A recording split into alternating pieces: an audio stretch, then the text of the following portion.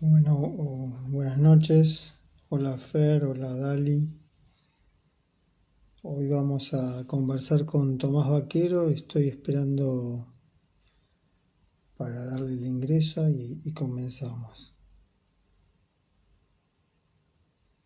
Hola Aye, Rocío.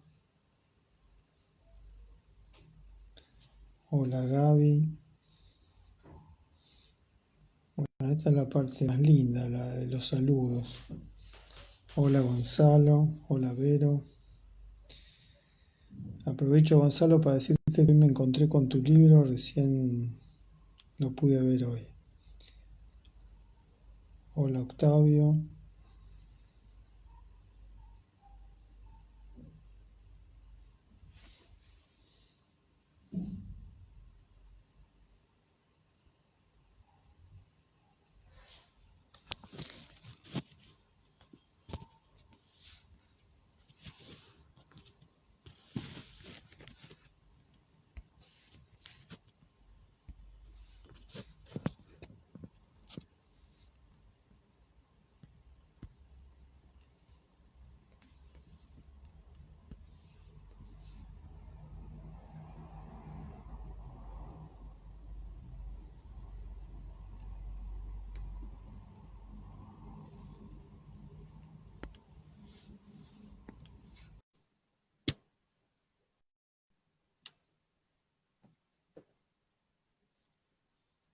Bueno, ahí ya está entrando Tomás.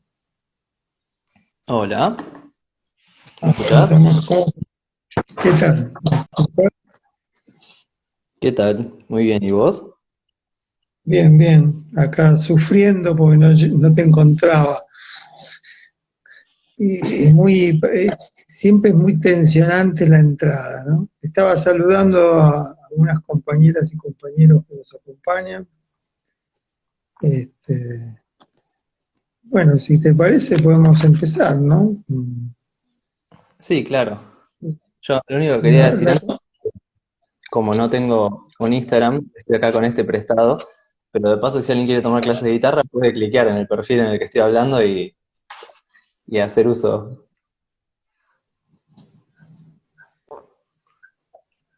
bueno, no contábamos con comenzar con un aviso, pero está bien, se puede. Son épocas para promocionar el trabajo también, ¿no? Y ya que podía y tuve la oportunidad, me pareció que estaba bien.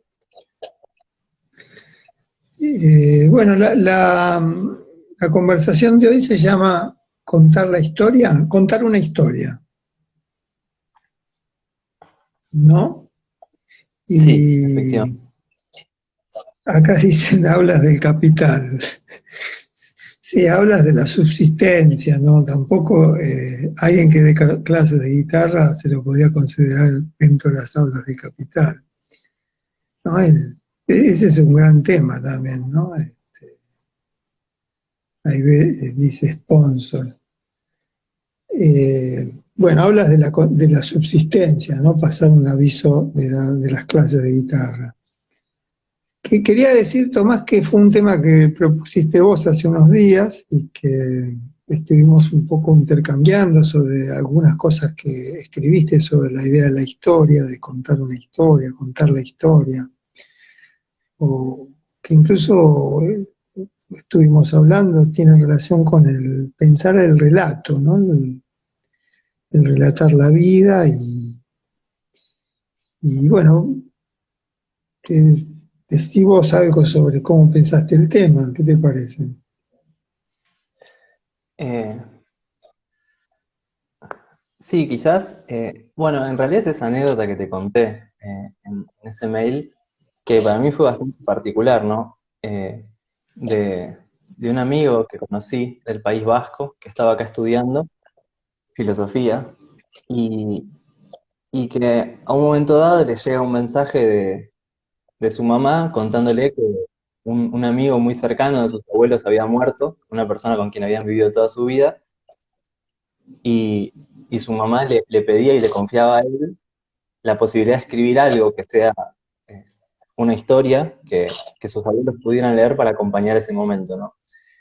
Y cuando escuché eso, eh, pensaba, ¿no? En que hace falta una astucia muy extraña, ¿no? Que está en medio de la literatura, en su caso también la filosofía y la historia, ¿no? La manera de relacionarse con el pasado para poder construir como la historia oportuna, ¿no? En el momento oportuno. Eh, Mm. una historia que cuide la vida, ¿no? En esas coordenadas. Sí, la anécdota es preciosa, ¿no? Porque le escriben para que escriba algo, le piden que escriba algo para acompañar ese momento, el momento de la despedida, de la muerte. Y se lo piden porque estudia filosofía, que pocas veces la filosofía tuvo un lugar tan importante, ¿no? Que le pidan a alguien que estudie filosofía palabras para acompañar a la muerte. Tal vez ese es el ideal de la filosofía, ¿no? Claro, los que dicen, se llaman a sí mismos filósofos o filósofos no lo piensan así, tienen la arrogancia de llamarse filósofos, ¿no? Pero la filosofía sería eso, ¿no? Estar a la espera para el llamado que pide acompañar a la muerte, con una historia. Bueno, acompañar la muerte con una historia forma también parte de los grandes rituales de despedida a la civilización. De hecho, en muchas religiones se leen historias, eh, se leen historias bíblicas o salmos o se cuentan episodios. Bueno, la Biblia y podemos decir la Torá, ¿no? Dado que hoy es también un día eh, que, como que forma parte de un gran símbolo, ¿no? La tradición judaica. La Torá es un conjunto de historias, es decir, es un conjunto de narraciones. Y bueno, que volviendo a tu anécdota, nos conmueve, ¿no? Que ser llamados para acompañar ese momento con una historia.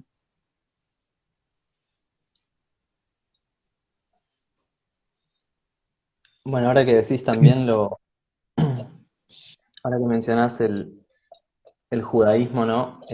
Pensaba que también además hay una relación muy especial, ¿no? Con, con el misterio que intentan rodar las historias, que además es mucho más importante, ¿no? Que para el cristianismo por esta ausencia de nombre de Dios, ¿no?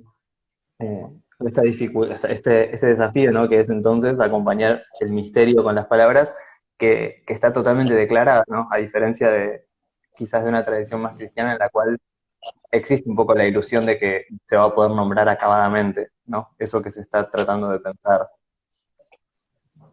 Sí. Sí, sí, incluso tenés razón, ¿no? Esa ausencia de nombre como misterio y también habla de una anterioridad al cristianismo, ¿no? Que son cultos anteriores, ¿no? No hay nombre para la idea de Dios, tampoco hay imágenes, no hay iconografía. Es decir, las palabras ahí rodean constantemente la ausencia. Así nos gusta pensar también la literatura y el psicoanálisis, si todavía sostenemos ese nombre. Yo tengo con ese nombre, ahora que me tropiezo con esa palabra, con el nombre de psicoanálisis, muchísimas dudas. No sé si de lo que estamos hablando se llama psicoanálisis. Muchas veces evito incluso definirme como psicoanalista, porque prefiero no saber cómo nombrar eso que hago. Pero ese no saber nombrar o no querer, ¿no? O decidir prescindir del nombre es también un gran trabajo, porque el nombre evita muchos desvelos. Que no haya nombre supone siempre tratar de buscar un nombre. El nombre te da un sosiego, es eso. Es freudiano, es lacaniano, bueno, el nombre con el apellido podría ser. Este, esa idea de rodear un pensamiento que rodea esa falta de nombre, también es una cosa que nos pasa a quienes estamos en la facultad. Incluso esa incomodidad de llamar grupos a una materia, de nombrarla como grupos, o nombrarla como subjetividad, o nombrarla como colectivo, o nombrarla como estancias en común, o lo que esa idea de incluso usar nombres y después abandonarlos, ¿no? Tal vez ese es el motor de muchísimos relatos, ¿no? Rodear una ausencia, compensar la falta de nombre. Así que a veces no tener el nombre o no poder nombrar lo que hacemos no es un déficit, no es una desventaja, es tal vez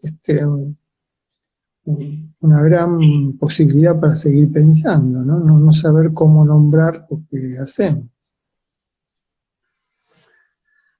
Bueno, y esto que decís, quizás bueno, sí, no puede no remitirme a ese pequeño fragmento que cita Agamben, bueno, que también habíamos pensado quizás como posible disparador. Eh, por eso la relación con la ausencia de nombre como posibilidad de iniciar un trabajo, ¿no? Con el relato, eh, que este fragmento de Agamben hace parte, ¿no? de, de la tradición del judaísmo. Eh, no sé si te parece, lo puedo leer. Sí, sí, sí, léelo que es un relato precioso, ¿no? Estuvimos hablando hace un rato de ese relato. Vamos a ver si podemos recrear algunas de las cosas que pensamos, ¿no? Pero bueno, primero compartámoslo. Es un pequeño fragmento que, bueno, yo lo estoy sacando yo de un textito de Agamben que se llama El fuego y el relato, pero que bueno, tiene obviamente una tradición mucho más extensa que esa, eh, que dice así. Qué lindo poder decir que dice así, ¿no? En una conversación sobre contar historias. Eh, Cuando Baal Shem, el fundador del hadisismo, debía resolver una tarea difícil, iba a un determinado punto en el bosque, encendía un fuego, pronunciaba las oraciones y aquello que quería se realizaba. Cuando, una generación después, el Maguid de Merrich se encontró frente al mismo problema, se dirigió a ese mismo punto en el bosque y dijo: no sabemos ya encender el fuego, pero al menos podemos pronunciar las oraciones. Y todo ocurrió según su deseo. Otra generación después se encontró en la misma situación. Fue al bosque y dijo: no sabemos ya encender el fuego, no sabemos pronunciar las oraciones, pero al menos conocemos el lugar en el bosque, y eso debe ser suficiente. Y, en efecto, fue suficiente.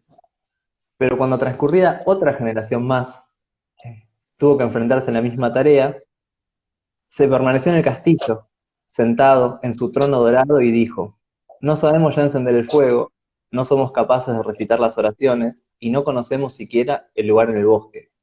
Pero de todo eso podemos contar la historia, y una vez más, con eso fue suficiente.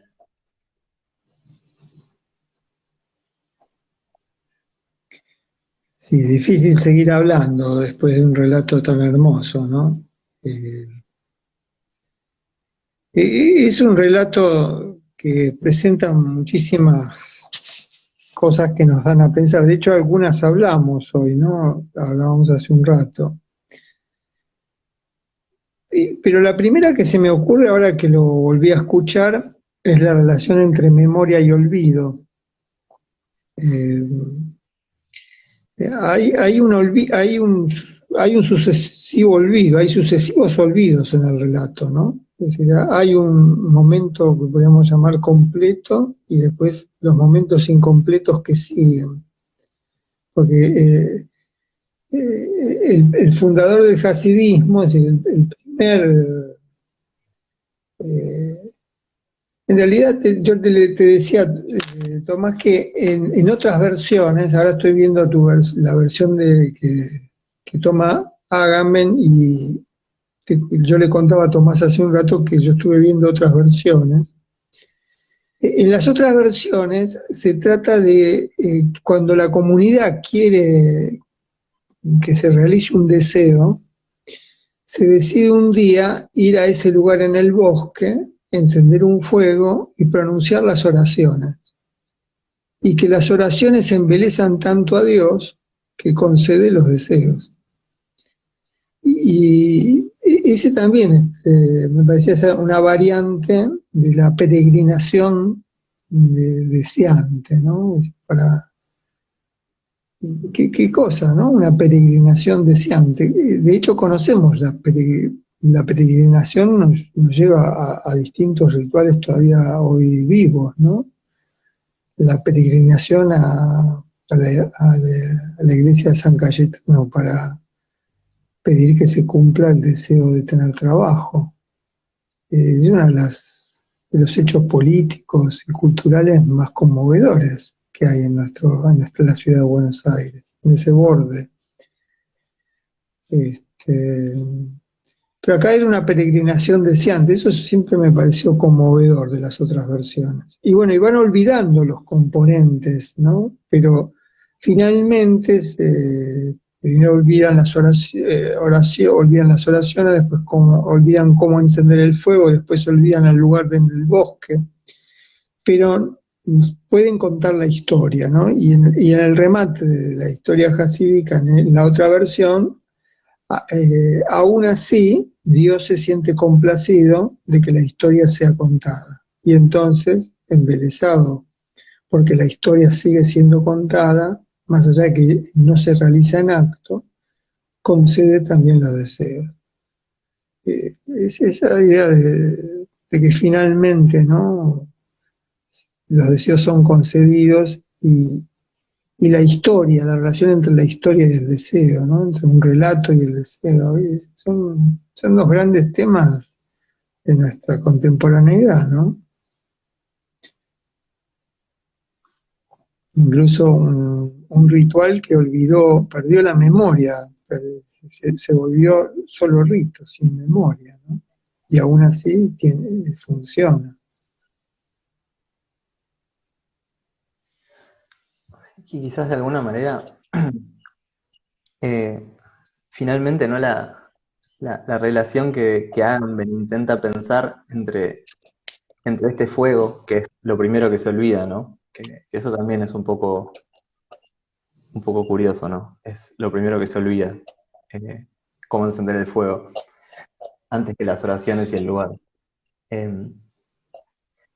de alguna manera Agamben intenta pensar un poco románticamente, como él describe siempre, ¿no? Que de alguna manera todas las historias son memoria del fuego, pero al mismo tiempo memoria del olvido de ese fuego, ¿no?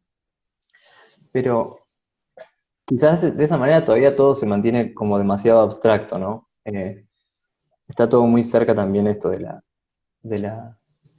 la teología, y quizás pensaba, ¿no? Que esa relación con el fuego se podía pensar de un modo más concreto, ¿no? En el sentido de que si cada historia es memoria de algún fuego, ¿no?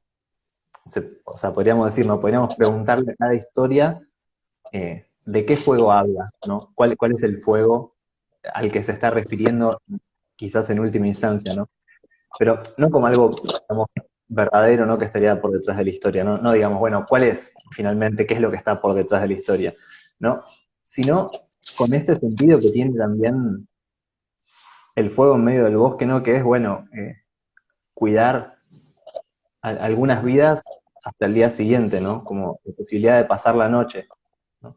Y quizás en ese sentido pensaba, o me parecía interesante pensar, ¿no? Que se podría pensar que cuando alguien cuenta una historia, en alguna medida siempre es una especie de gesto que busca cuidar algunas vidas por una noche, ¿no? Como que la pregunta de cuál es el fuego al que ese relato refiere, quizás es en el sentido eso de a quién intenta encender un fuego, ¿no? ¿Para qué vidas intenta encender un fuego? Sí, tenés razón, ¿no? Está la idea de cuidar la vida. Es muy conmovedor escuchar cuidar la vida por una noche, ¿no? en el bosque, porque la vida está amenazada en un bosque durante una noche. Está amenazada también por el frío, está amenazada por la oscuridad y todo lo que acecha en la oscuridad. Pero también el fuego va muy vinculado a todos los relatos de la humanidad, los relatos alrededor del fuego. En el alrededor del fuego comienzan los relatos y en el alrededor del fuego comienza la experiencia de la comunidad, de la solidaridad. El relato es una experiencia solidaria, una experiencia que al mismo tiempo cobija, ¿no? Ahí está, el fuego abriga, cobija, calienta, y el relato abriga, calienta y cobija, ¿no? El relato también tiene esa forma, es como la continuidad del fuego, ¿no? Y el relato aviva también el fuego. Decíamos antes de que empezara esta conversación que la primera metáfora grupal es el relato alrededor del fuego. El momento en que comienzan los relatos, en que tiene lugar la palabra, cuando termina el día, cuando termina el procurarse el sustento, ¿no? El sobrevivir, ahí es la hora del relato. Y es la hora del sueño, pues, que ese es el relato del sueño, lo que siempre consideramos. Yo te contaba recién que me acordé cuando hablábamos por teléfono, una historia que relaté varias veces, que me impresionó mucho, de la comunidad ONA. Siempre me impresionó esa comunidad porque coexistimos con la desaparición de esa gran cultura, ¿no? Una gran cultura fueguina, ¿no? De Tierra del Fuego. Y en la cultura ONA hay un relato que se repite en distintas fuentes, que es cuál era el tratamiento del sueño que hacían en esa comunidad. Y le daban mucha importancia al sueño. El sueño era un episodio sagrado de la noche y del soñante. Y entonces el relato que se hace es que siempre estaba el fuego encendido, por muchas razones, en la noche fría, ¿no? De la comunidad ONA. Y el fuego encendido, como decíamos, tenía muchas funciones, pero una de las que tenía era estar a la espera de un sueño. Entonces, cuando un soñante despertaba en la mitad de la noche con un sueño, se despertaba toda la familia. La familia, por supuesto, no era la familia edípica, era la familia comunitaria. Y todos se despertaban en la mitad de la noche porque había alguien que iba a contar un sueño. Entonces, el fuego era el lugar donde se contaban los sueños. Y eso también es un relato precioso, ¿no? Del fuego y la construcción de un estar en común, de un estar en abrigo. En abrigo, y uno en este punto duda, ¿el abrigo es del sueño o del relato del sueño? ¿El abrigo es del relato o del fuego? El fuego y el relato se vuelven una misma cosa. Todos tenemos la experiencia, no necesitamos tener la experiencia ONA, ni la experiencia hasídica, ni la experiencia religiosa, ¿no? El llamamiento que supone un fuego que reúne, ¿no? Que inventa un alrededor, una expectación, una mirada. El fuego llama al relato, es una gran convocatoria, un gran llamador del relato.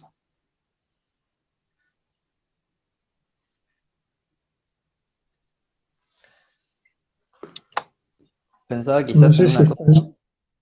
No sé si estás ¿Cómo? leyendo el chat. No sé si estás leyendo el chat. Ah, no, me distraje. Me distraje escuchándote, no es que me distraje.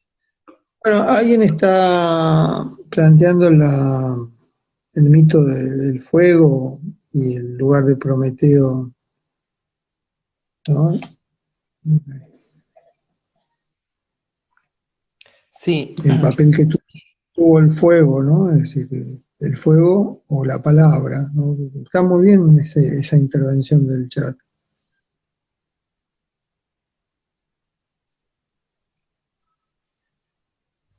quizás igualmente tiene esa... bueno, ahora pensé dos cosas.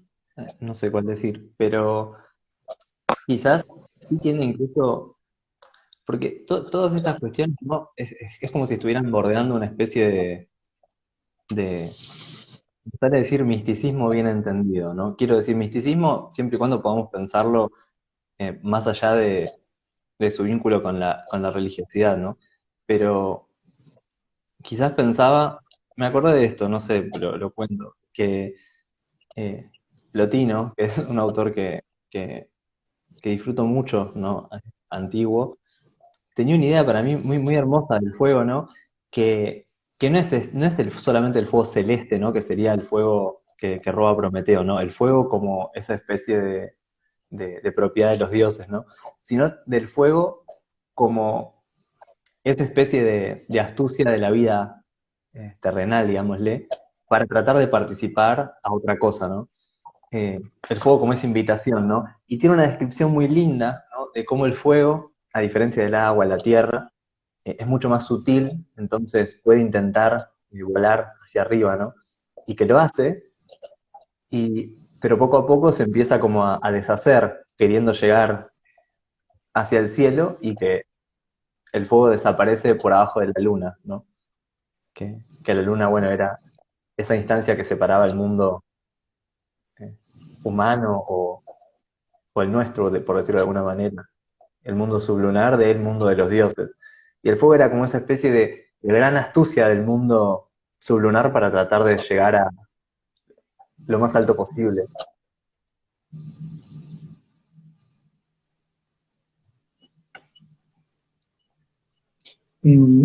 ¿Por qué no contás un poco la fuente y tu placer de esa lectura, ¿no? La fuente de tu placer es una especie de... por qué no explicás por qué tiene algún sentido eso que dijiste? Eh, quizás, No, no, yo para facilitar las referencias quien las quiera buscar, ¿no? Es una invitación a la lectura también. sí, claro. Eh, no, la referencia es a la segunda Eneada, que son los compilados de los escritos de Plotino, que es un autor del siglo III. Eh, pero que es muy lindo porque es precisamente el momento en el que se empiezan a plantear todas estas cuestiones en torno al lenguaje, ¿no? Sobre cómo hacer para abarcar un mundo infinito con un lenguaje que es finito, pero donde todavía esa pregunta no se hace en términos cristianos, ¿no? Entonces se hace simplemente en los términos del lenguaje, ¿no? Eso es lo que a mí me conmueve de esos textos.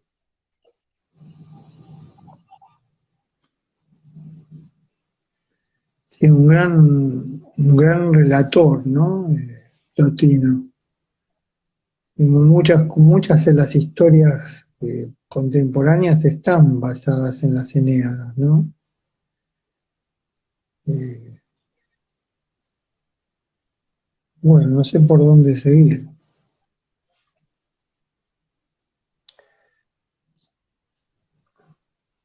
Bueno, vos tenías ganas también de pensar, ¿no? La relación, me parece que se puede llegar ahí, ¿no? Desde esta idea de, de que si en alguna medida una historia es una especie tiene esta relación con el fuego en tanto se ofrece como un pequeño refugio, al menos provisorio para la vida, eh, con la idea de la ficción en la clínica, ¿no?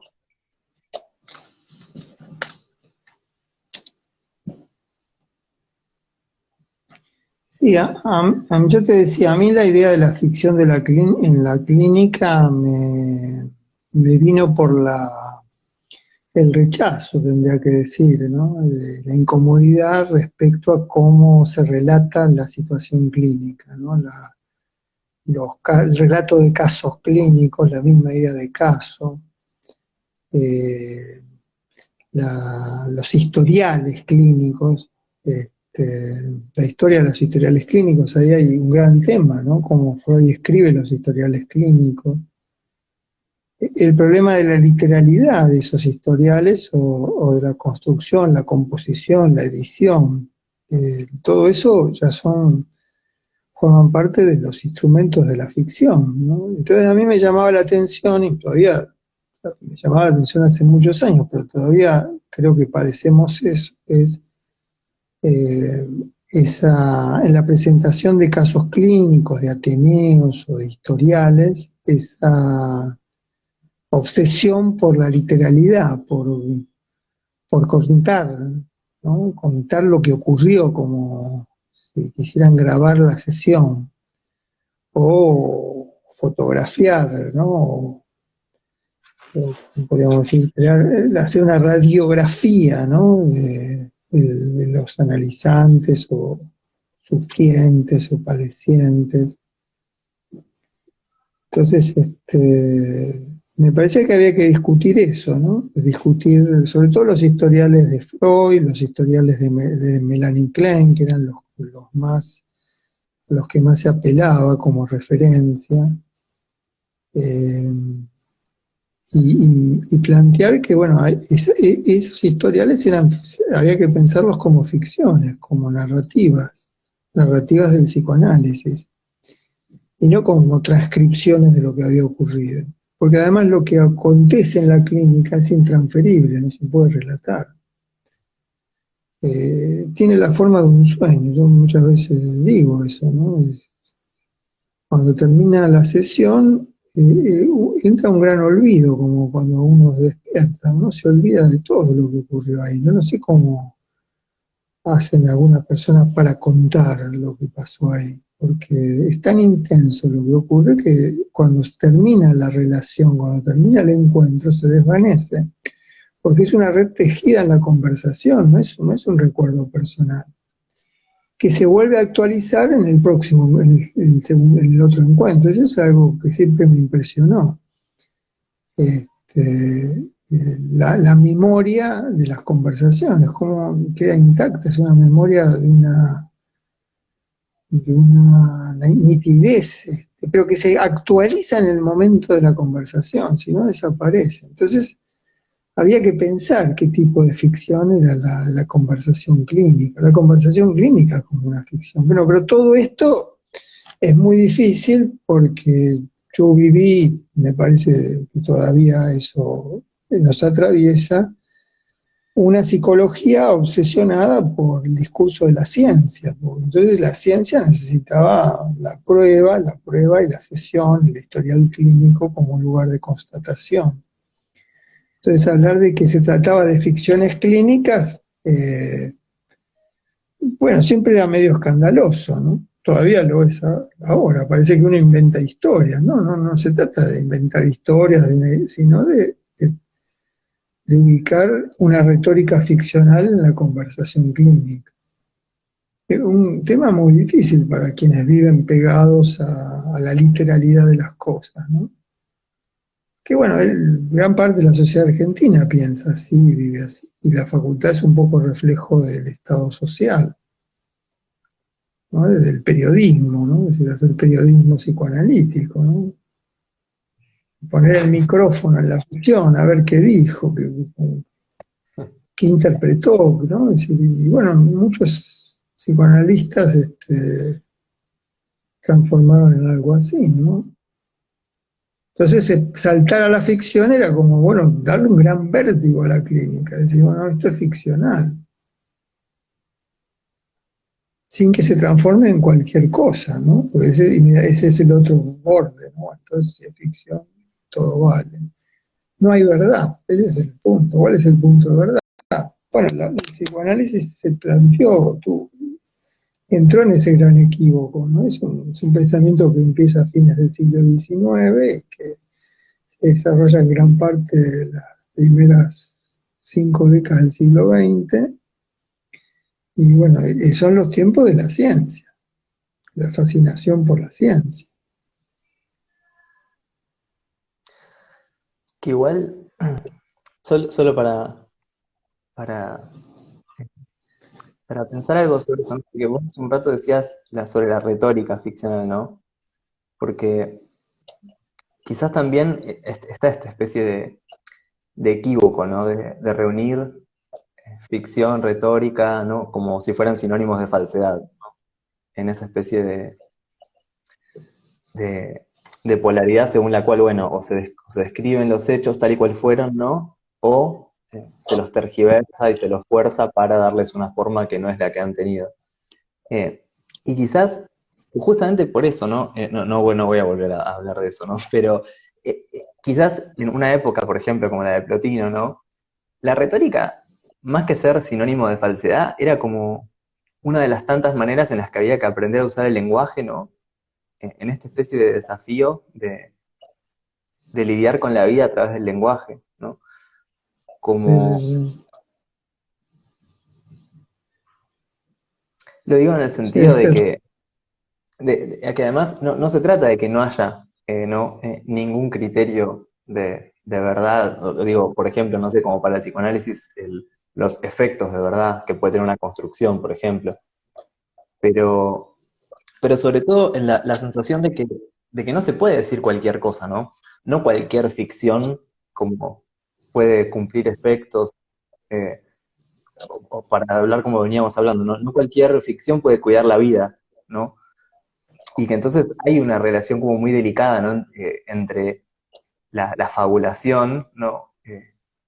O el trabajo retórico y elementos que de alguna manera sí tienen como, por decirlo así, algún componente de verdad, ¿no? Algún elemento del pasado, algún elemento del presente, algo con lo que conectan que hace que la ficción pueda introducirse en la vida, ¿no? Y que no sea simplemente una especie de relato desconectado de lo que sucede. sí, me distrae un poco el uso de la palabra verdad y veo a alguien que también en el chat plantea algo sobre el problema de la verdad en psicoanálisis o como vos decías, efectos de verdad, es muy inquietante, ¿no? Muy difícil pasar rápidamente por un problema como ese, ¿no? ¿Qué significa la idea de verdad? Pero sí, antes de entrar en eso, es cierto que la idea de retórica es pensada como una falsedad, como una mentira. Ese es el tema, un primer tema, ¿no? Si no hay verdad, lo otro que queda es la mentira, la falsedad. Es un final rápido, ¿no? Ese tema de la brevedad, ¿no? Bueno, abreviemos, bueno, si no es verdad, no hay verdad, hay falsedad y mentira. La retórica quedó desprestigiada como bueno, hay una palabra que se usa que es cháchara, pura cháchara o puro verso, eh, y todo eso quedó asimilado a la idea de la retórica, pero la retórica es la inteligencia de la lengua, la astucia, como vos dijiste, de la lengua. Este, por eso en algún momento dije al pasar la retórica analizante, cómo es el relato, cuáles son las astucias y problemas del habla analítica, ¿no? Yo te decía que uno de los grandes temas de la retórica analizante, o sea, de cómo habla un analizante en relación al relato, es que en análisis hablamos, relatamos algo, contamos algo, puede ser algo que nos pasa o que creemos que nos pasa, o incluso algo que soñamos.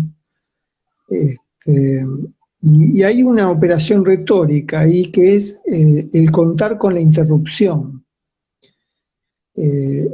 Todo relato en análisis va a ser interrumpido.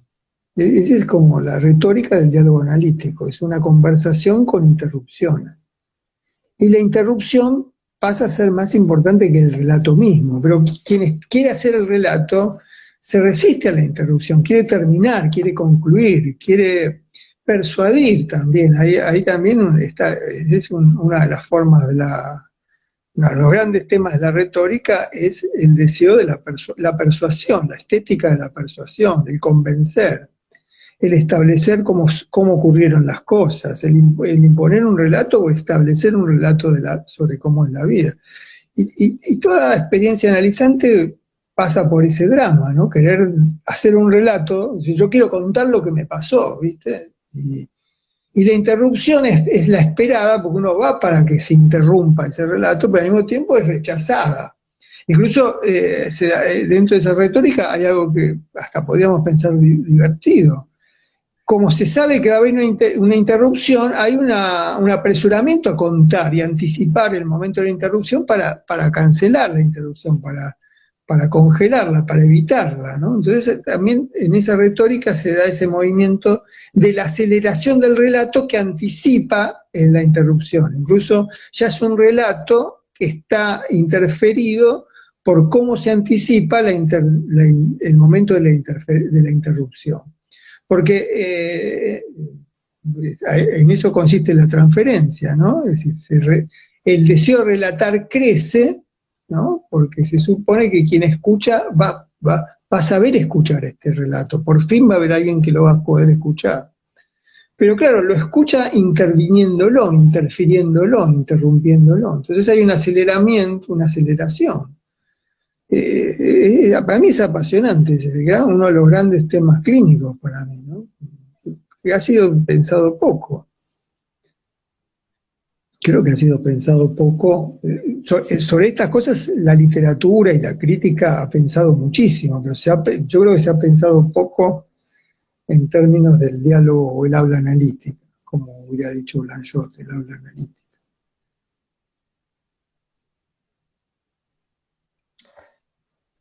Quizás algo interesante de eso, ¿no? También es que la interrupción no tiene que ver con el detener el relato de historias, ¿no? Eh, lo pensaba por esto mismo además que estamos haciendo, que es como conversar, ¿no? Eh, que no sé, habría que pensar qué querría decir si una conversación es una historia, eh, o son dos historias, o quizás más a la de Deleuze y Guattari se podría decir que es una especie de multiplicación de historias, ¿no? Porque más que ser dos, al ser dos conversando, la interrupción produce una eso, como el surgimiento de una nueva historia y de otra nueva, y finalmente la cantidad termina siendo enorme, ¿no? Quizás pensaba que algo de eso, en ese sentido, se podría pensar de esa interrupción, ¿no? En, en análisis que no busca tanto que se terminen las fabulaciones, ¿no? Sino que otras sean posibles, ¿no? Claro, la interrupción, está bien aclarar eso, la interrupción no es un impedimento, aunque quien sufre la interrupción, hay que decirlo así, se la sufre. La primera reacción es un sufrimiento, no, espera que termine, no llegué a completar la idea, no, voy a perder el hilo, ¿no? Déjame terminar, ¿no? Bueno, es un gran drama del profesor, que desea ser interrumpido y al mismo tiempo no quiere ser interrumpido, es una gran tensión. Entonces la interrupción al principio es resistida, pero la interrupción es la salida del relato monocorde, de la repetición, de lo ya sabido, ¿no? La interrupción es esperada como un salvavidas. Pero qué tensión esa, ¿no? Se va al análisis para buscar la interrupción. Acá, como dice Vero, la interrupción podría ser el lugar de la deriva, de la asociación, de la conexión, del desvío, pero también es el lugar del detalle. El psicoanálisis lo pensó antes de pensarlo como desvío, sino como el lugar del detalle, la clínica del detalle, ¿no? Es decir, bueno, de todo, viste, vos tenés el relato jasídico que presentaste al principio, ¿no? Bueno, pero viste que nosotros empezamos a hablar del detalle, del fuego.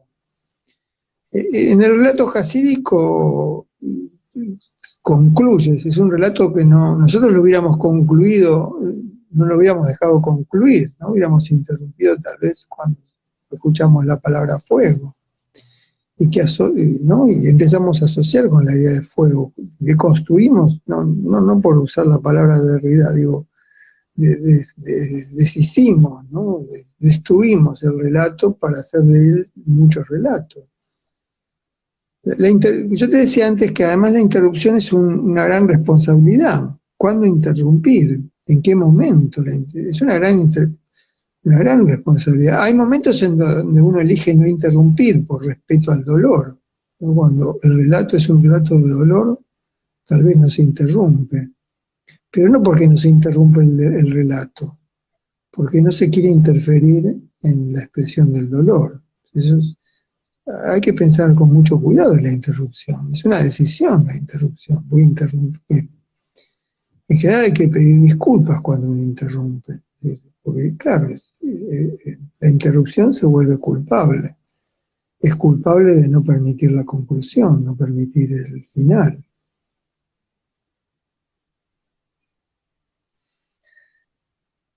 Quizás una cosa que pensaba de eso, ¿no? Es la, que es interrumpir, ¿no? El relato o la historia que se está contando, ¿no? Eh, También supone ese reparo, ¿no? Como ese cuidado de saber que eso que se está interrumpiendo tiene esa conexión tan cercana con la vida. Quizás, además, para compartirlo, ¿no? Que es una de las cosas que habíamos conversado. A mí lo realmente me hace pensar en este doble sentido, ¿no? Que tiene la palabra historia en español o en francés o en algunas lenguas que no distinguen, por ejemplo, como el inglés que distingue entre history y story, como donde para nuestra lengua historia quiere decir tanto el relato de los hechos, el relato del pasado, la investigación sobre el pasado, como también el trabajo de narración, ¿no? De la literatura. Las dos cosas son historias. Y pensaba, ¿no? Que hay algo quizás, no sé si decirlo de esa manera, no sé si se hacía en todos los casos. Mi sensación es que sí, y la idea de que lo sea eh, un poco me entusiasma, ¿no? Pero esa idea de que quizás todas las historias plantean algún tipo de relación con el pasado, ¿no? Alguna manera de ponerlo en juego en el presente. Y digo todo esto porque me hacía pensar en eso, ¿no? Que cuando se interrumpe una historia, se interrumpen muchas cosas, ¿no? Eh, que no, si fuera solamente interrumpir el relato, como si fuera una especie de fabulación sobre desconectada de todo, quizás no supondría reparos, pero como una historia al mismo tiempo es como una manera en la que el pasado se está poniendo en juego en el presente, interrumpirlo es como que supone tanto cuidado porque no se sabe hasta dónde llega, cuál es el límite de esa historia, ¿no? Hasta dónde está tocando. Sí. Acá Rocío pone que la interrupción puede ser un alivio. Bueno, yo lo matizo un poco, ella dice también la interrupción es un alivio. Sí, a veces también es un alivio, ¿cierto? A veces, finalmente siempre es un alivio, aunque se viva al principio como molestia. La palabra historia, en los dos sentidos que la planteas, es muy interesante también. Pero viste que la palabra historia tiene relación con la idea de testigo, incluso con el testigo ocular, ¿no? El que vio algo, el haber visto. Sí, básicamente el haber visto, ¿no? El dar testimonio de algo que se vio. Y ahí viene el vocablo que deriva en la palabra, el vocablo griego de que deriva la palabra historia, ¿no? Que significaba inicialmente testimonio o testigo. Ahí hay también un gran tema, ¿no? Del haber visto, ¿no? De contar lo que se vio.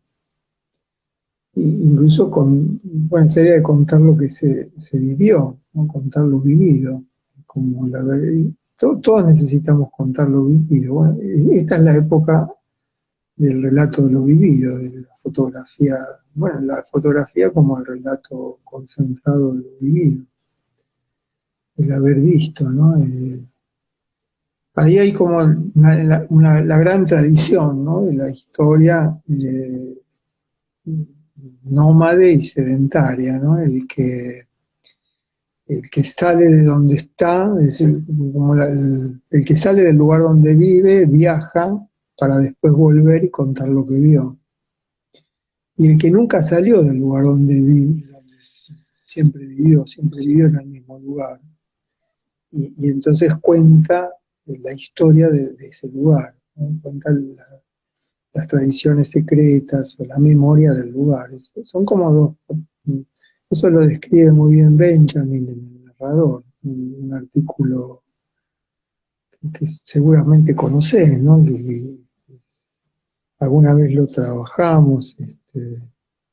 Esos dos movimientos del relato, ¿no? Es decir, aquel que viaja para contar lo que vio más allá de lo inmediato del vivir cotidiano, y aquel que no viaja, pero que tiene la memoria como un viaje, ¿no? En el tiempo, que cuenta la historia de ese lugar. Siempre me pareció estremecedor, ¿no? Como los dos movimientos del relato. El Quijote, ¿no? El relato de Cervantes, Quijote sale para vivir por fuera de los confines de su vida cotidiana, para poder narrar, tener aventuras, ¿no? Es decir, vivir fuera del cotidiano para tener algo que contar. Y, y el Ulises de Joyce, ¿no? Es decir, la novela que se desarrolla en un día, ¿no? O el Adán Buenos Aires de Leopoldo Marechal, que es nuestro Ulises, este, que tiene la memoria del lugar, ¿no? Es decir, encuentra distintos pasadizos en la memoria. Ya que lo decís, si mal no recuerdo también, en Duby, este historiador francés, ¿no? Pensaba, o al menos ubicaba como el surgimiento de estas novelas de caballería, ¿no? De aventuras, como eh, en simultáneo a como el surgimiento de esta vida eh, individual, ahí como por decirlo, 10 u 11, como que la vida individual que vivía en una especie de encierro personal, como que disfrutaba, ¿no? De- volvía totalmente llamativo, ¿no? La posibilidad de un relato eh, que reprodujera esas, esa experiencia de las vidas viajeras como del pasado, ¿no? Que ya para ese entonces quizás no cumplen exactamente esa función. Pero quizás me gustó eso que dijiste, porque son interesantes las dos figuras, ¿no? Como tanto de la persona que viaja y trae un relato, como la historia de la persona que conserva la memoria de un pueblo, ¿no? O de una forma de vida. Porque quizás pensaba, ¿no? Que, que casi hasta se nos volvió un poco como sentido común, ¿no? Pensar en términos de la, de la crítica histórica, ¿no? O, o digamos, pensar que la historia eh, en general tiene esa forma y, y pensaba, por ejemplo, no hace falta hablar de él, no importa, pero mientras pienso en Nietzsche, sí pensaba que las dos formas tienen a su modo particular una relación con el fuego, ¿no? Es decir, la historia de un pueblo que conserva la memoria, ¿no? De una forma de vida y la transmite para quienes llegan, ¿no? Como para que quienes llegan tengan un lugar al cual llegar, ¿no? Y al mismo tiempo la otra historia, ¿no? Que sería una historia más, no sé, más crítica quizás, que es alguien que viene y cuenta que en otra parte la vida es otra cosa, ¿no? Y la vida tiene otras formas, ¿no? Y trae como un relato que es también la oportunidad y la imaginación para vivir de otra manera.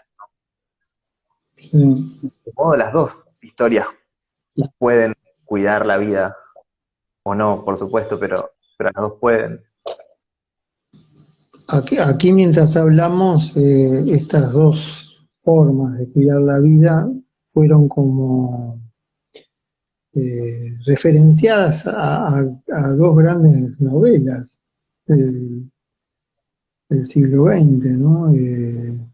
La de Hermann Hesse, el Narciso y Golmundo, y la de Jacques Kerouac, eh, En el camino, esa la menciona Vero. Pero en un lado está la idea de En el camino de Kerouac, y por otro lado Narciso y Golmundo, dos personajes que plantean dos modos de estar en la vida, y de estar en la vida en el sentido en que vos lo estás diciendo, Tomás. Uno personifica el estar en la vida como un vagabundeo, en una errancia sensible, creadora. Es muy conmovedor como describe Gese eso, y esa experiencia fue muy pensada en relación al inconsciente. Eh, Estos son comentarios que uno siempre tiene ganas de hacer cuando hay una audiencia muy vinculada a la Facultad de Psicología, ¿no? La idea de inconsciente es una idea de época, y la literatura de la época la trabaja a veces con mucho más respeto que como nosotros la utilizamos, ¿no? Y, y, y bueno, los mismos nombres, Narciso y Golmundo, ¿no? Representaban esa gran tensión para estar en el mundo. Bueno, y ya que estamos con la literatura, la novela de Flaubert, Bovary y Pécuchet, ¿no? Los amigos que se encuentran y empiezan a armar una enciclopedia en común, y se vuelven especialistas de todos los grandes temas de la civilización, ¿no? De la pedagogía, de la física. Quieren inventar la sociedad, y la inventan desde una plaza, desde el banco de una plaza, ¿no? El tema de la narrativa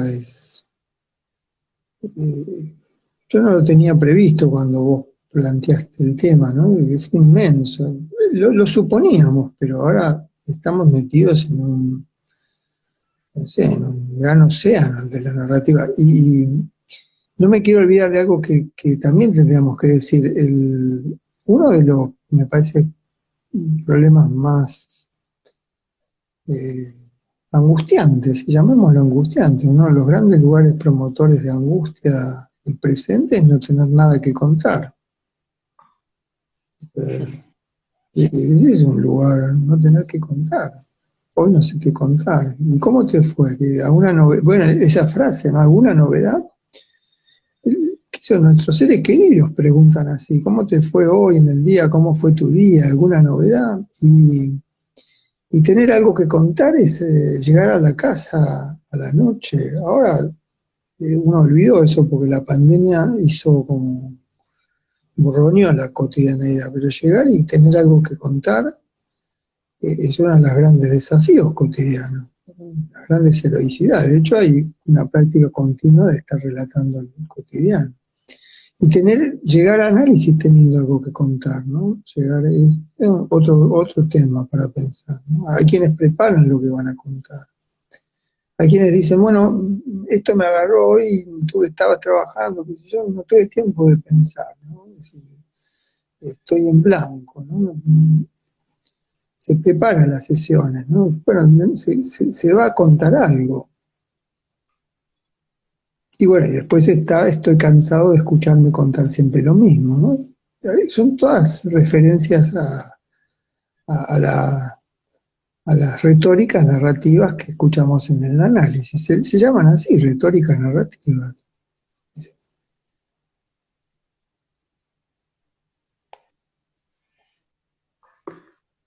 Bueno, acá hay Exacto. una referencia que no conocía de Octavio. Los cuadros de viajes de Heinrich Heine, relatos de viajes que nunca había realizado, relata cosas que nunca había visto. Es precioso ese dato. Y que es quizás ¿Vos lo también, no, conocías? no, no, no para nada. No, pero lo estaba leyendo el comentario y me quedé pensando, más de la particularidad de poder relatar un viaje que no se hizo, ¿no? Eh, que me parece muy hermoso en qué sentido entonces es un viaje, ¿no? ¿Por qué es un relato y por qué es el relato de un viaje y no es un relato? Eh, pero, pero pensaba también que quizás, eh, y que también tiene que ver con esa situación del fuego, ¿no? Como si las historias fueran también la posibilidad me sale decirlo así, de vivir más vidas de las que una vida puede vivir, ¿no? Sí, sí, Y sí. tal posibilidad de vivir otra vida a través de la historia que se escucha, de revivir otras vidas, cuando la historia es la historia que se escucha del pasado, ¿no? Eh, pero lo pensaba Es sobre muy todo por... lindo, es muy lindo eso que decís, de abrir la posibilidad de vivir otras vidas.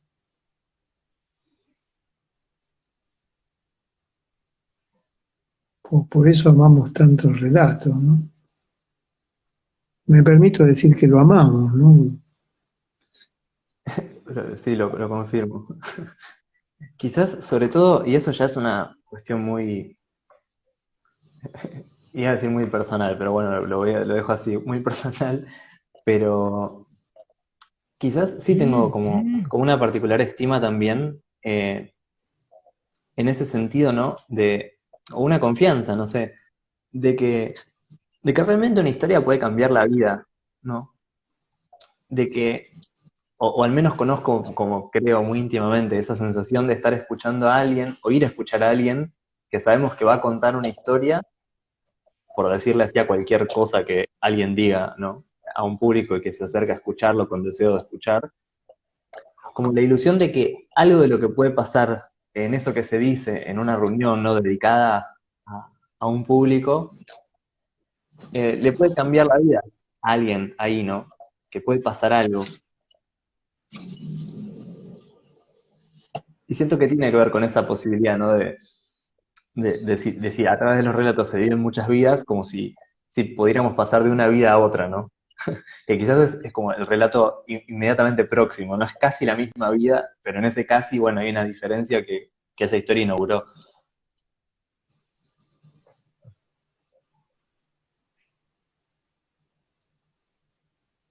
El chat está que arde, ¿no? Y Porque eso es bastante. ahora apareció Gonza plantea las ciudades invisibles de Italo Calvino, ¿no? Sí, y lo que está justo arriba de eso, ¿lo viste? Que es un comentario sobre las ciudades invisibles, que es un texto que Italo Calvino escribe eh, aludiendo, como alusión al gran libro de relatos, ¿no? De viajero que va a lugares extraños y vuelve a contar lo que vio, que es los relatos de Marco Polo. Sí. Eh, ¿Qué me decías de otro comentario? No, no, de ese. Pero en relación a eso, a que, bueno, a la extrañeza que producen las ciudades, ¿no? Del libro de Calvino, ¿no? Como, como la posibilidad, eso, como una historia introduciendo la posibilidad de que, o mejor dicho, trayendo la buena nueva de que la vida también puede eso, ¿no? Sí. Y cómo, y cómo el anoticiarse de esa posibilidad, ¿no? Que esas maneras en las que vivimos podrían ser otras, que a veces lo cambia todo, ¿no? Y, y sin el contacto con esa historia, esa posibilidad no existiría.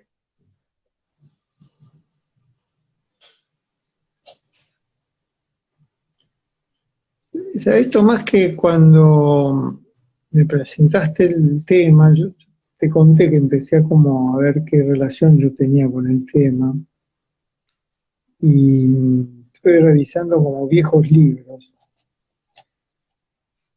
y quería como contar marqué una cosa que me llamó la atención porque lo había olvidado, que el libro Una subjetividad que se inventa. Yo traté de pensar los riesgos de la interrupción, ¿no? En lo clínico, pero por esto que decía, ¿no? El lugar de la interrupción es un lugar clave en el habla analítica. Y me encontré con un relato sobre la interrupción, el apresuramiento, o que en el libro se relaciona con la interrupción, el apresuramiento, cómo preguntar lo que se ignora. Y es una anécdota que cuenta Borges. Borges, entre paréntesis, pensaba que el psicoanálisis era una rama de la literatura fantástica. A partir de ahí hemos pensado muchísimo. Digamos, no se puede pensar el psicoanálisis en Argentina sin pensar la intervención de Borges. Por eso, ya al principio lo decía en chiste, pero ahora lo digo en serio. La facultad tendría que tener Borges 1, Cortázar 2, Macedonio 3, 4 y 5, aprovechar, nosotros tuvimos la fortuna de tener estos autores para pensar, ¿no? Bueno, la anécdota de Borges es muy, muy sencilla y simpática. Él cuenta, bueno, en los años que estaba, en los últimos años él se dedicó a viajar mucho, ¿no? Y su compañera era como una gran, también, promotora de esos viajes. Entonces cuenta que en una visita en el Japón, a la antigua capital del Japón, visitan al Buda. El templo, que es un edificio de madera de los más importantes del mundo, y entonces bajo la gran cúpula está el trono del Buda sentado, ¿no? Cuenta Borges.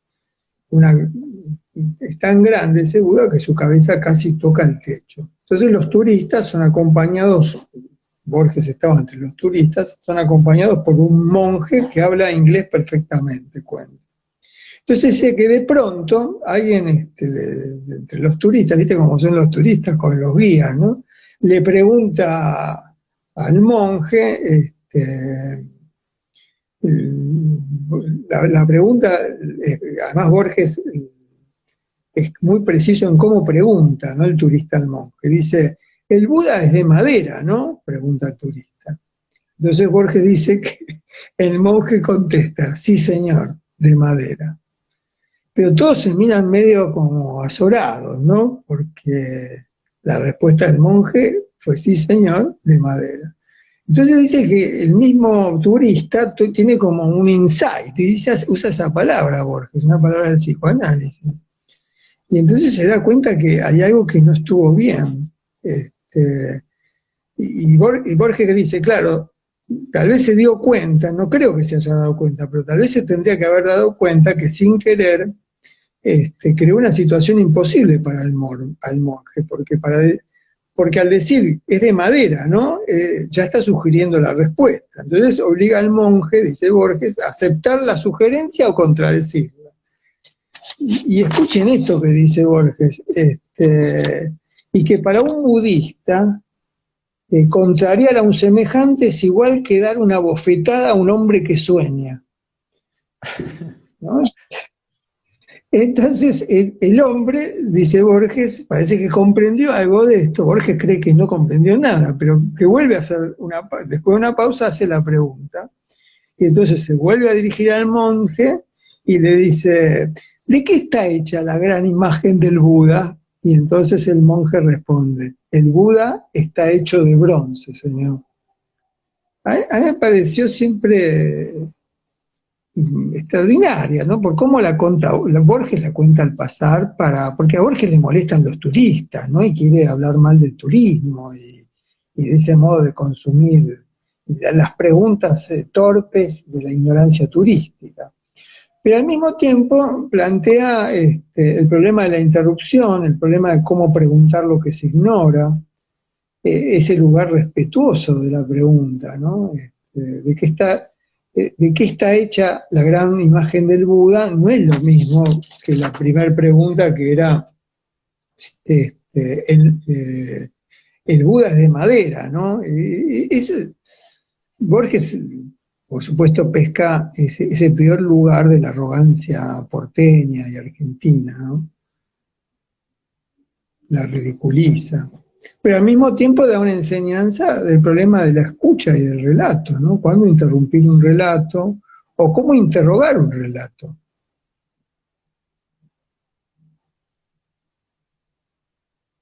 Acá Ro dice que se anotaría en Macedonio 3, 4 y 5. Pero cerraría en la comisión, Rob, porque haría un poco inscripto.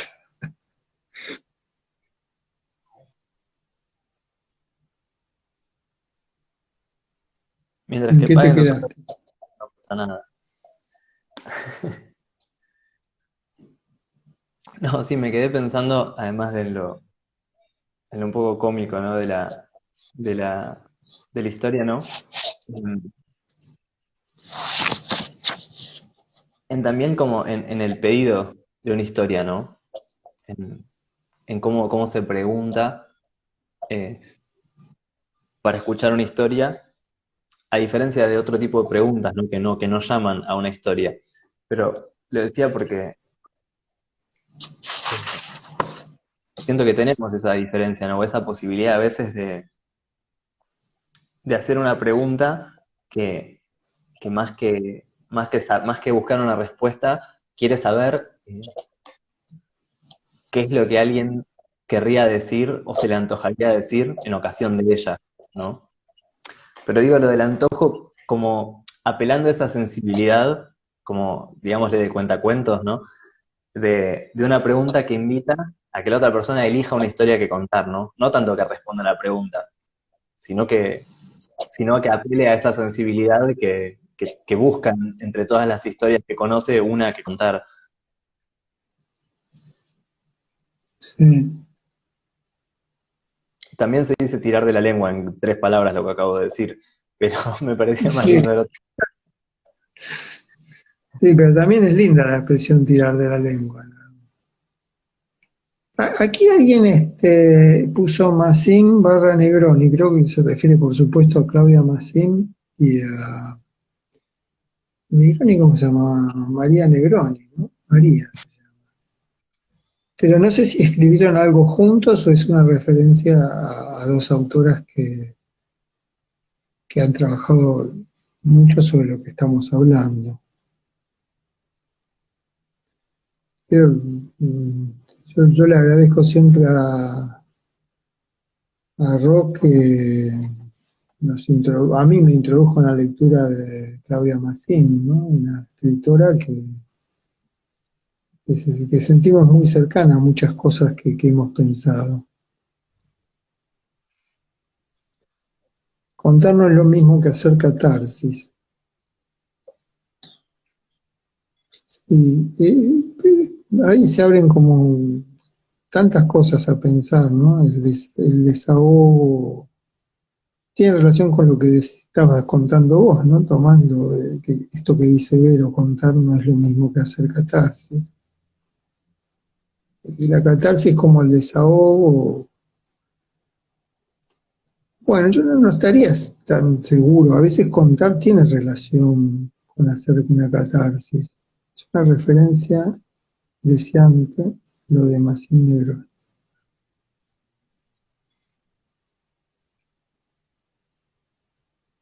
¿En qué te quedaste, Tomás? Sí, me quedé pensando en algo que nunca hablamos, pero habríamos hablado antes, que es en Liliana Bodoc, porque, porque vos dijiste que tenías algo para decir de ella y me quedé con la intriga, pero porque todo lo que tiene que ver con Liliana Bodoc a mí me intriga. Pero me gustaría poder dar un pie para eso.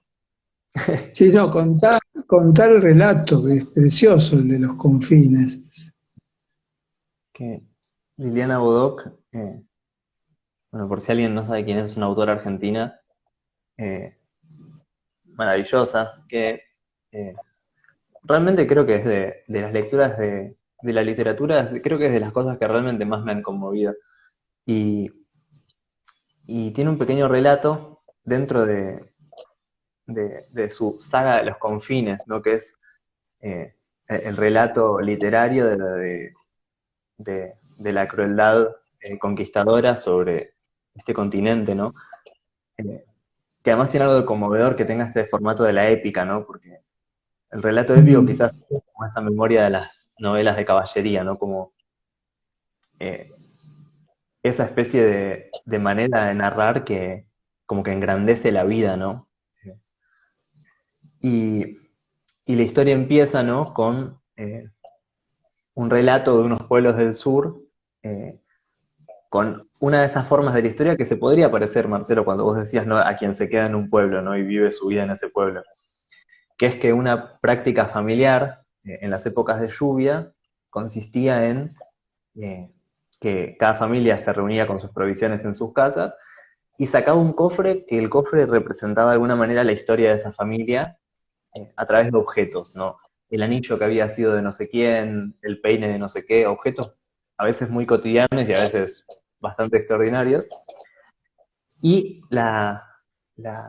casi digo la dinámica, era gracioso decirle la dinámica, pero la, la práctica que tenían era, Decilo, pues ¿cómo no vamos a privar de la palabra dinámica? queda gracioso, pero la verdad es que calzaba muy bien. Sí, sí, La la dinámica del juego iba a ser, porque es como un juego, ¿no? Un juego. Me parece muy tierna esa idea, ¿no? De que en la familia la persona de menor edad metía la mano en el cofre y elegía un objeto al azar. Y sacaba ese objeto intrigada, ¿no? Sin saber qué era ese objeto. Y se lo daba a la persona de mayor edad de la familia, que era quien agarraba ese objeto y contaba la historia del objeto, ¿no? Y de tantas veces que se iba sucediendo, bueno, poco a poco cada quien conocía eh, la historia de esos objetos. Y bueno, finalmente en algún momento sería la persona que tendría que contar esas historias, ¿no? Eh, pero me Sí, parecía vos eso sabés muy... que es preciosa la idea. Incluso pensé que si estuviéramos dando clase en el aula 14, una noche podríamos hacer eso, ¿no? Una gran caja, cada uno trae un objeto, alguien saca un objeto al azar y quien conoce la historia de ese objeto la cuenta. Sí, sería un juego precioso para poder pensar y para poder estar pasando un rato juntos contándonos historias, ¿no? Y conociéndonos a través de esas historias. Muchos de los juegos, por eso muchas veces vos decías dinámica, no usar, pero muchos de los juegos que siempre hacemos, porque la idea de jugar es uno de los lugares más...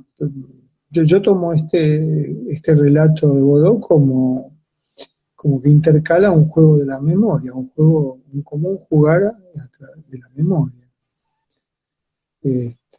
Muchos de los juegos que nos gusta hacer o que proponemos algunas veces los tomamos de este tipo de narrativas, ¿no?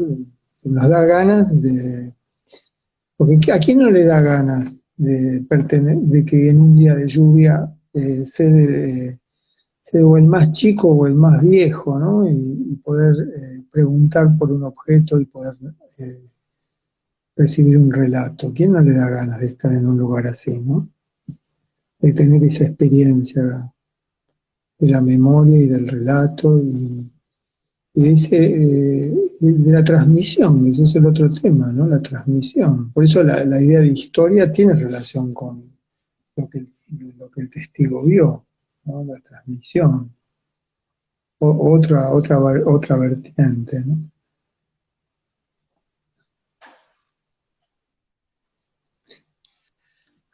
Sí, sobre todo por eso a mí me conmueven ese tipo de preguntas, ¿no? Que no buscan saber algo, sino más bien saber qué es lo que alguien tiene para decir, ¿no?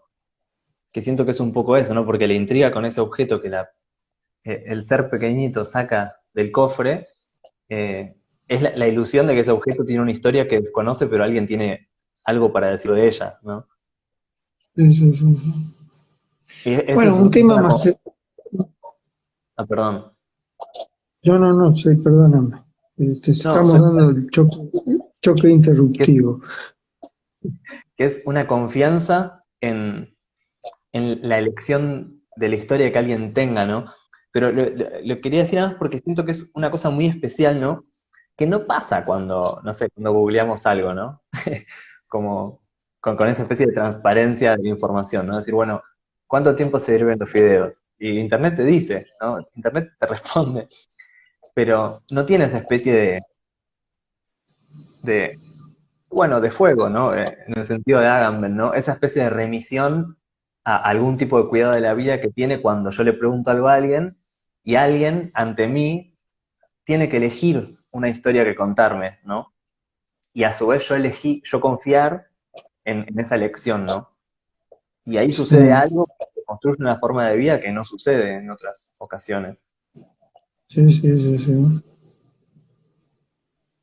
Que me quedé impresionado, ¿no? Porque cuánto tiempo llevan los videos en Erbil, se le puede preguntar a Google y Google te lo responde. E incluso empezás a encontrar tutoriales de cómo hervir fideos, ¿no? Sin embargo, qué experiencia de confianza, de cercanía, ¿no? De complicidad supone preguntarle a alguien, che, vos cómo hacés los fideos. Y el placer de contar, ¿no? Cómo uno hace los fideos. Transformar, no sé, ahora me dieron ganas de contar cómo se hacen los fideos, ¿viste? Como, por ejemplo, tener la oportunidad de contar esas cosas, que alguien te pregunte eso.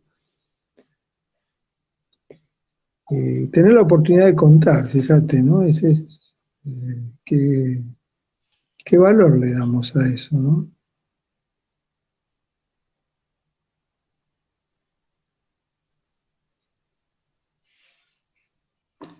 Sí, Bueno, que es lo tenemos que ir finalizando. Anda, sí. anda cerrando vos, que sos el que abrió la conversación, ¿no? Proponiendo este tema, y que quedaron afuera muchas cosas que habías pensado que pudiéramos hablar, ¿no? Sí, pasa que igual hablando con vos aparecen ideas a veces, eh, no sé, capaz más interesantes para compartir. Si yo me distraigo, viste que me pongo así, empiezo que plotino, no sé qué, empiezo a decir cosas raras, en cambio hablando con vos surgen cosas más cercanas a la vida, digamos.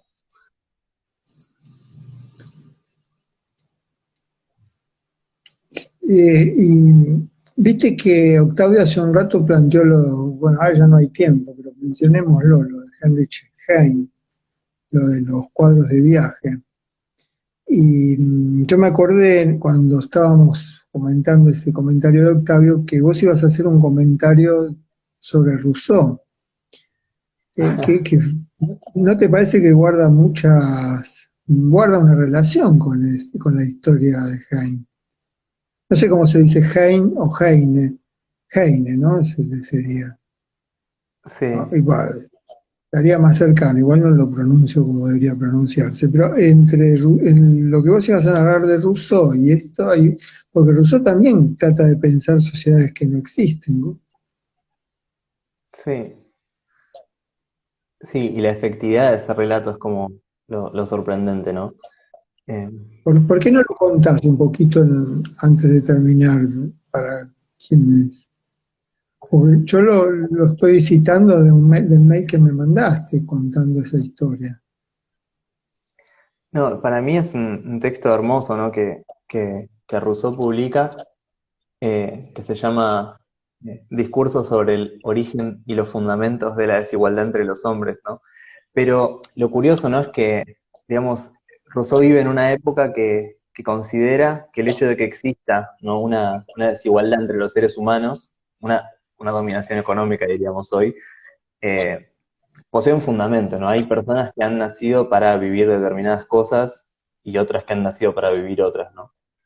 Eh, o incluso los relatos que existían en ese tiempo era, bueno, aun si no ha sido así, lo que pasa es que por naturaleza lo humano implica determinada violencia, ¿no? Eh, lo humano es el lobo de lo humano, entonces es el único modo posible, ¿no?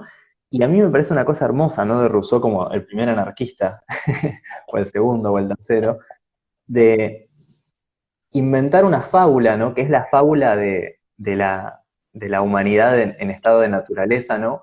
Pero que es una fábula donde la humanidad en estado de naturaleza es una criatura inofensiva, ¿no? Que apenas sí puede hablar, que apenas logra recordar a alguien porque no hay lenguaje. Y el relato de esa fábula, ¿no?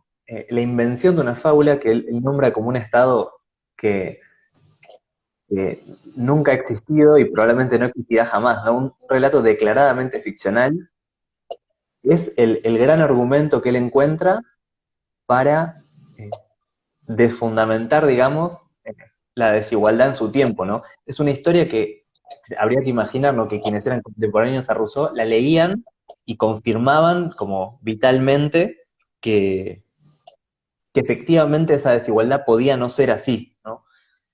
Y que llegar Mm, a la sensación vívida de que esa desigualdad podría no ser así a través de un relato ficcional, para mí es totalmente conmovedor, ¿no?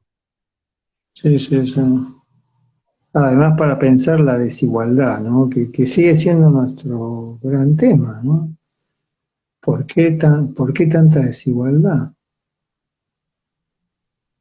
No, no, me corrijo, no tanta, ¿por qué decir la desigualdad? Es que a mí Y además lo como que vos me... decís, Sí, no, solo quería subrayar esto que decís, ¿no? La estrategia, o cómo llamarla, la astucia narrativa para argumentar, ¿no? Que la desigualdad pues, no es un destino de la humanidad. es que además para mí lo precioso es que esa ficción no funciona en cualquier momento, ¿no? Yo la leo y yo no vivo esa sensación. Yo entiendo los argumentos, pero yo no vivo ese efecto, ¿no? Que producía para sus contemporáneos. Y quizás para mí, entonces, la pregunta, ¿no? Que realmente me intriga, ¿no? Es decir, bueno, ¿cuál es el criterio o la decisión, ¿no? Que toma esa historia que se quiere contar para lograr enlazarse, ¿no? Con el presente al que se está contando y producir ese efecto, ¿no? Que por más que sea ficcional, ese enlace existe, ¿no? Y se busca en algún sentido, que bueno, la pregunta sería cuáles son las historias que hoy nos harían más libres, ¿no?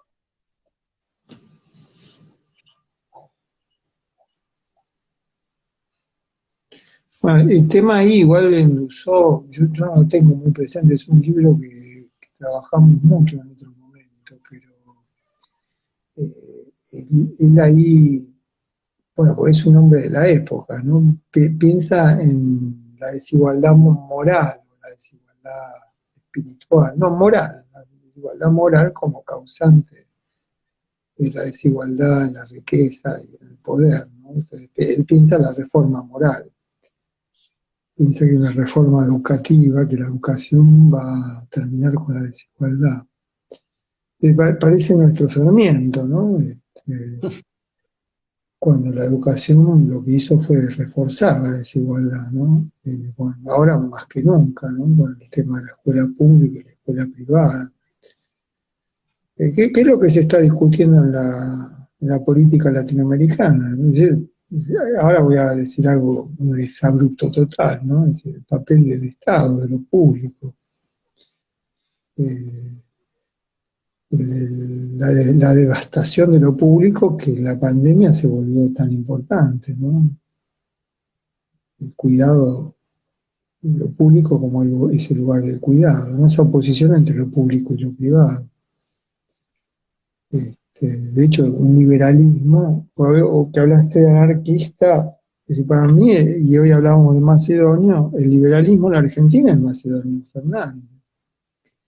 Esa idea de cada menos Estado y más individuo es lo que Macedonio construye. Lo que pasa es que eh, no, no, Milei no se puede identificar con Macedonio Fernández porque no lo puede entender, ¿no? Lo desarmaría. No. Macedonio, Macedonio es como esa idea del liberalismo y la memoria. Hoy hablaba, volviendo al relato de Liliana Bodoc, es macedoniano, ¿no? Porque Macedonio dice que en lugar de la memoria viven los objetos. De hecho, ah, mm, los objetos son la memoria de la civilización y también la risa. Él introduce eso también, ¿no? Los objetos se ríen de los recuerdos de la civilización. Los recuerdos se ríen, ¿no? No, perdón, los objetos se ríen de la vida humana, ¿no? Que es alguien que piensa así. Este, entonces el individualismo de Macedonio termina disolviendo al mismo individualismo, ¿no? Porque lo lleva al absurdo. Individuos que no que dan risa, el individuo macedonio da risa. ¿Y quiénes se ríen de los individuos? Los objetos. Invierte, ¿no? La relación esa de... Bueno, pero esto fue un exabrupto porque la idea de la desigualdad y Rousseau me llevó a la semana electoral de las PASO y bueno, si logro borrar esta parte la borraría, ¿no? Pero bueno. Tomás, te agradezco mucho la conversación y no sé si querés decir algo para terminar, ¿no? Y terminamos. No, eso nada más, agradecerte también la conversación y eso, y la escucha y la atención a esas cosas que te dije que me gustaría pensar con vos. Y sí, solo decir eso, que en verdad yo accedí a esta conversación porque yo quería que esta conversación sea caminando de Irigoyen al bar después del teórico antes de tomar cerveza, pero como no se puede, esto fue lo más parecido a eso. Sí, sí, sí, esas conversaciones eran, sí, las extraño también mucho y bueno, ya las recuperaremos en algún momento. Bueno, a quienes nos acompañaron, gracias por los comentarios. Quedaron muchas cosas para estudiar desde esta conversación por todas las intervenciones del chat, ¿no? Muchas cosas para... Bien.